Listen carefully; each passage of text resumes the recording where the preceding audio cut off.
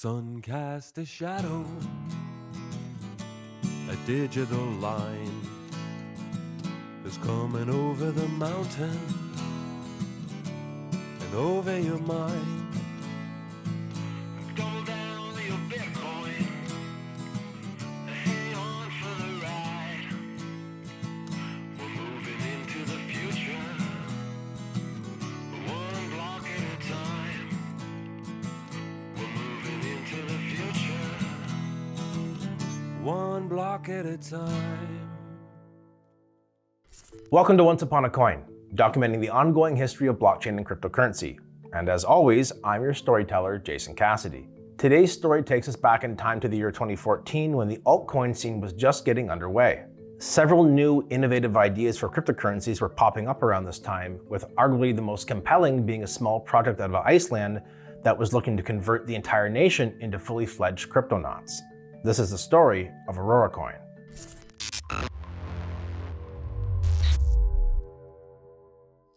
Let's start with the basics first. Auroracoin is a proof-of-work blockchain that's based off of Litecoin, and it comes with the eyebrow-raising feature of being 50% pre-mined. And there's a reason behind this, of course. You see, Auroracoin was built out of the financial crisis in 2008 that ravaged many countries around the world, including Iceland. In Iceland, a volcanic eruption of the political kind. Angry protesters demanded the resignation of their prime minister when last week's sensational data leak revealed his millions of dollars of undisclosed holdings in Iceland's three biggest banks, which collapsed during the world financial meltdown in 2008.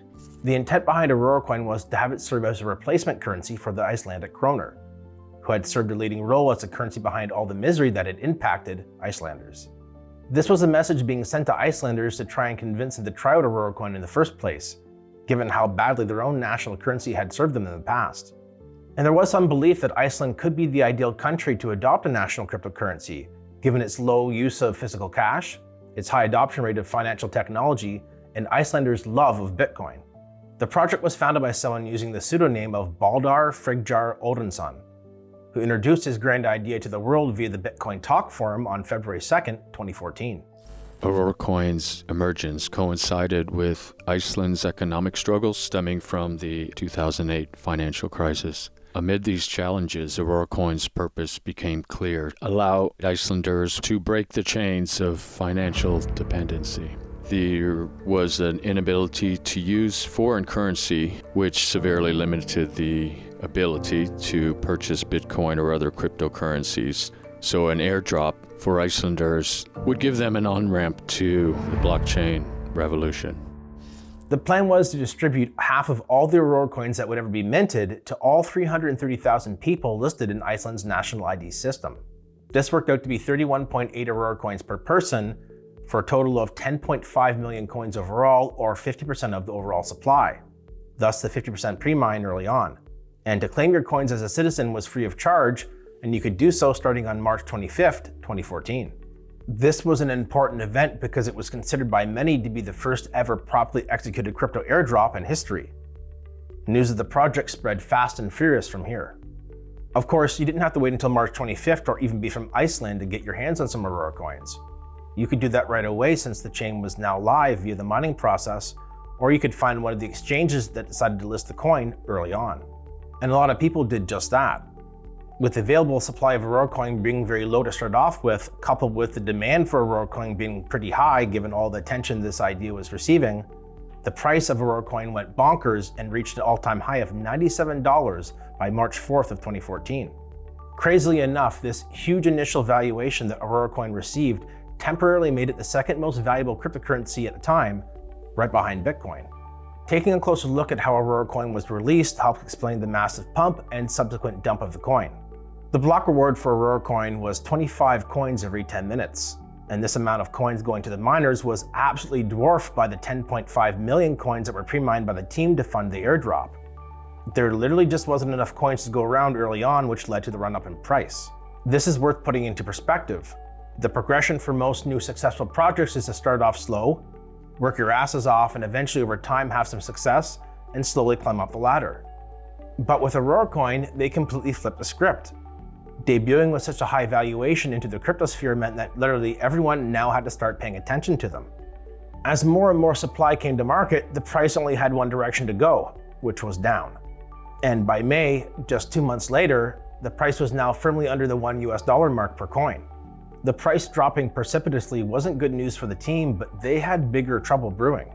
Well, this has been a pretty lighthearted story so far about some Icelanders who wanted to fix problems that they felt that their elected officials had completely and utterly failed them on.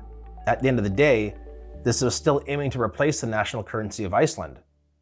Things were about to get controversial. The first hints of this began to show up at various points in 2014 as Icelandic politicians began to warn the public about Auroracoin and what it was trying to accomplish, eventually labeling it as an outright scam altogether. Throughout the rest of the year, the price continued to sink, hitting a low of 3 cents before rebounding to the 20-cent level. And in 2015, things didn't improve as the price continued to flounder, putting serious pressure on the team to come up with some type of solution. I believe that Auroracoin as a national cryptocurrency was destined to struggle no matter when or how it was implemented, as all ideas are that are ahead of their time. When considering whether a cryptocurrency could be used as a replacement for national currency, anything's possible if the will of the people support it. Realizing that some serious firepower would be needed to promote Auroracoin within Iceland, Baldur, the mysterious founder, left a total of 1 million Auroracoin to the newly established Auroracoin Foundation, which was launched in March of 2015. The role of the foundation was to grow the awareness and adoption of Auroracoin within Iceland, while also supporting the ongoing development of its blockchain. A new team was built around the foundation who now had funds to improve the project. And by the time the next year came around in 2016, the foundation made good on their promise when in May they announced the debut of ISX, Iceland's first ever cryptocurrency exchange that would allow Icelanders to trade Auroracoin for the Icelandic Krona. The foundation was taking advantage of some good timing. Auroracoin was seeing renewed interest from the public after the Panama Papers exposed several financial scandals taking place in Iceland. It was a great form of marketing when coupled with the news of Iceland's first ever cryptocurrency exchange launching. If you were Icelandic and were getting tired of all the constant scams regarding the Krona and the top people involved in it, why not try out cryptocurrency for a change? This was big news to the nation.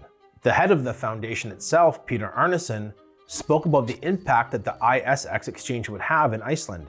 He also had some choice words for the Icelandic Krona, making it crystal clear that for him and his team, it was Auroracoin that was going to be the future of Iceland. The exchange successfully launching was the much needed good PR the team was looking for, as it got quite a bit of press coverage. But you wouldn't know that by looking at the prices because they barely moved. And the rest of 2016 was pretty much the same story, as the bear market continued to put a chilling effect on the industry. It wasn't until 2017 that anything noteworthy happened on the project, and to be honest, that was mostly because after several years of dwelling in the doldrums, crypto was about to wake up from its slumber. It was time for the next great bull market in crypto to begin. And what a great time it was. The market action in 2017 was truly something to behold.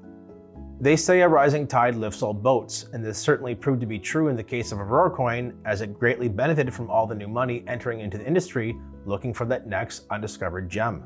But while many other coins went parabolic at various points during this cycle, Auroracoin would have to settle for much more modest gains, breaching the $1 threshold after barely surviving underneath it for several years. As the calendar flipped over to 2018, the price briefly exceeded $2 US, and some people were wondering if the good times were back. Well, they weren't. And in a few short months, it was painfully obvious that the bull market was now over, and with it, all hope of Auroracoin ever making a comeback anytime soon. After this temporary reprieve from toiling away in the depths of crypto hell, Auroracoin once again fell off the radar, with its price sinking back down to its usually low trading range. It wasn't just the price that was the issue either. There was almost no liquidity to speak of, which meant that trying to buy or sell a lot of the coin could be rather problematic. This created a domino effect, as the worse the trading volume got, the more exchanges that decided to delist Auroracoin. And not being backed by big money from serious investors meant that there really wasn't much that the foundation could do about the predicament they found themselves in now. They did announce that they would shift their focus away from promoting Auroracoin within Iceland to creating new technologies on the Auroracoin blockchain, which would allow them to put their technical skills to work. And that's pretty much it. From here on out, the project really struggled. And to emphasize this point, The great bull market run of 2021, which put NFTs on the map and saw a number of great stories arise from the fungible side of things, did absolutely nothing for Auroracoin. I mean jack squat. The price didn't move at all, mostly on account of it only being listed on a few rarely traded exchanges. I wish I could tell you that some eccentric Icelandic philanthropist showed up and gave the project millions of dollars to work with, or that the Icelandic government all took shrooms and decided to swap out the Icelandic Krona with Auroracoin, sending it to the moon. But none of that happened, sadly, even though it would have been pretty damn cool, especially the shrooms part. Okay, anyways, while things haven't worked out too well for Auroracoin, believe it or not, the project is still alive and kicking, with periodical technical updates being made along with some light marketing support. So while Auroracoin didn't fulfill its goal of becoming the national currency of Iceland, I still wouldn't call it a completely failed project either. For one, they were able to airdrop almost half of the 10.5 million coins that were set aside for Icelandic citizens. Plus, the project isn't finished yet, so there's still a chance the politicians take some shrooms after all. Okay, I'm done with that now, I swear. But the point here is that there's still time for the Auroracoin project to develop into something that the nation of Iceland truly embraces one day in the future. The anonymous developer chose the Icelandic rune for sustainable wealth as the logo for the Auroracoin project. So perhaps we can realize a future where not only the wealthy elite have savings in their accounts, where money is not only seen as something to hoard, and on-chain governance and elections empowering citizens and voters and politicians who are there to serve rather than to be served. Auroracoin isn't likely to replace the Icelandic Krona as the national currency. You and I both know that. But I don't think it has to either. It made history with what it set out to accomplish, and perhaps more importantly, it got people thinking big when it came to the blockchain and what it can do for humanity. I hope you enjoyed today's stroll down memory lane. Until next time, have fun and enjoy life, my friends. I'll be back soon with another incredible story to tell you.